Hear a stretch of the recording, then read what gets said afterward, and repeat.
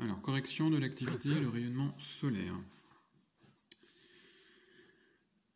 Donc, première question, on nous demande de modéliser les 3 étapes de transformation de l'hydrogène en hélium au cœur du Soleil et de montrer que l'équation globale de fusion correspond à 4 noyaux d'hydrogène 1 qui fusionnent pour donner un noyau d'hélium 4 ainsi que 2 petites particules, 2 positons et 2 neutrinos. Donc pour répondre à cette question, il faut d'abord comprendre ce qu'on nous demande, modéliser. Il s'agit de décrire les équations de réaction nucléaire. Pour cela, on a à notre disposition le document 2 qui décrit la situation, qui nous fournit le lien vers une vidéo qui permet de comprendre les transformations nucléaires et qui surtout fournit une schématisation de l'enchaînement de ces transformations. Donc moi, je vais m'appuyer sur cette schématisation. Donc, d'après celle-ci, la première étape, donc première question, étape numéro 1. Donc l'étape numéro 1 consiste en la fusion de 2 noyaux d'hydrogène 1 qui forment un noyau d'hydrogène 2 ainsi qu'un positon et un neutrino. Donc on a 2 hydrogènes 1 qui forment un hydrogène 2 ainsi qu'un positon. Donc le positon on l'a déjà vu en cours. Il ne possède aucun nucléon mais possède une charge positive, c'est l'antiparticule de l'électron, plus une autre particule, le neutrino. Donc le neutrino c'est une particule qui ne comporte aucun nucléon et qui ne comporte également aucune charge. Donc on aura comme nombre 0 et 0. Ensuite, étape numéro 2. Donc au cours de l'étape numéro 2, on a une réaction de fusion entre un noyau d'hydrogène 2 et un noyau d'hydrogène 1. Donc on a 2,1H plus un noyau d'hydrogène 1, donc 1,1. Et cette fusion forme un noyau d'hélium 3. Donc l'hélium 3 est composé de 3 nucléons et possède toujours un numéro atomique 2. Ensuite, on passe à l'étape numéro 3. Lors de cette étape, on a la fusion de 2 noyaux d'hélium 3 qui vont former 2 noyaux d'hydrogène 1, autrement dit qui vont dégager 2 protons, et qui va également former un noyau d'hélium 4. Donc on a nos 2 noyaux d'hélium 3 qui fusionnent pour former 2 noyaux d'hydrogène 1 plus un noyau d'hélium 4. Donc voici pour les 3 étapes. Maintenant on nous demande de vérifier que c'est équivalent au bilan qu'on nous a fourni. Donc aussi, il faut aussi s'appuyer sur la schématisation de la situation pour aboutir à notre noyau d'hélium 4. Eh bien, on enchaîne 2 étapes numéro 1, 2 étapes numéro 2 et une étape numéro 3. Donc ça signifie qu'on peut globalement schématiser en indiquant qu'on a 2 fois l'étape numéro 1, plus 2 fois l'étape numéro 2, plus une seule fois l'étape numéro 3. Donc si on combine ces différentes étapes en respectant les proportions dans lesquelles on intervient, on va ajouter tous les membres de gauche, 2 fois pour l'étape 1, 2 fois pour l'étape 2, 1 fois pour l'étape 3, et également tous les membres de droite. Donc ça va nous donner, donc pour l'étape 1, on aura 2 fois 2 noyaux d'hydrogène 1, plus pour l'étape 2, 2 fois un noyau d'hydrogène 2, plus un noyau d'hydrogène 1, plus pour l'étape 3, 2 noyaux d'hélium 3. Et il va donc se former 2 fois les termes de droite de l'étape numéro 1, c'est-à-dire 2 hydrogène 2 plus 2 positons plus 2 neutrinos. Plus ensuite, pour l'étape numéro 2, 2 noyaux d'hélium 3 plus les termes de l'étape numéro 3, 2 hydrogène 1 plus 1 hélium 4.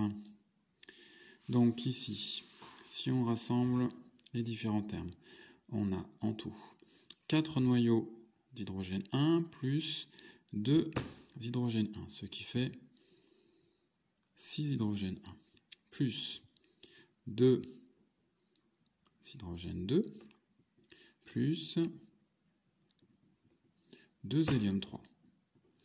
Et il se forme donc 2 hydrogène 1. Alors je rassemble les termes. Plus, alors c'est 2 hydrogène 2, pardon, plus 2 hydrogène 1, plus 2 hélium 3, plus 1 hélium 4, plus nos petites particules, 2 positons, plus 2 neutrinos. Alors, on peut simplifier en considérant qu'ici, on a 6 hydrogène 1 et ici 2 hydrogène 1. Donc au final, eh bien ici, il va nous rester plus que 4 hydrogène 1. Ensuite, on remarque qu'ici on a 2 hydrogène 2 qu'on retrouve ici également. Donc au final, ils s'éliminent. Et même chose pour les 2 hélium 3 qu'on retrouve de chaque côté. Au final, il ne reste plus d'autres membres à gauche. Donc nos 4 noyaux d'hydrogène 1 vont former un hélium 4 plus 2 excusez-moi, ça c'est l'inverse, plus 2 positons plus 2 neutrinos. Donc voilà pour notre équation globale qui coïncide bien avec celle qu'on nous fournit dans la question. Ensuite, on passe à la question numéro 2. Donc question numéro 2. On nous demande quelle est la quantité d'énergie que le Soleil rayonne à chaque seconde. Donc on cherche une quantité d'énergie et on sait qu'il s'écoule 1 seconde. Donc tout de suite, on pense à la relation entre l'énergie et la puissance. La variation d'énergie delta E est égale à la puissance échangée multipliée par la durée de l'échange. Autrement dit, delta E est égal à P fois delta T. Donc si on remplace par les données, l'énoncé nous dit dans le document numéro 4 que la puissance du Soleil est égale à 3,85 fois 10 exposant 26 watts. Donc 3,85 fois 10 exposant 26 multiplié par une durée d'1 seconde. Donc le calcul est plutôt facile à faire. Ça nous fait donc évidemment 3,85 fois 10 exposant 26. Et donc c'est une énergie exprimée en joules. Donc conclusion, pendant une durée d'1 seconde, notre Soleil rayonne une énergie de 3,85 fois 10 exposant 26 joules. Ensuite, petit 3. Petit 3, Donc,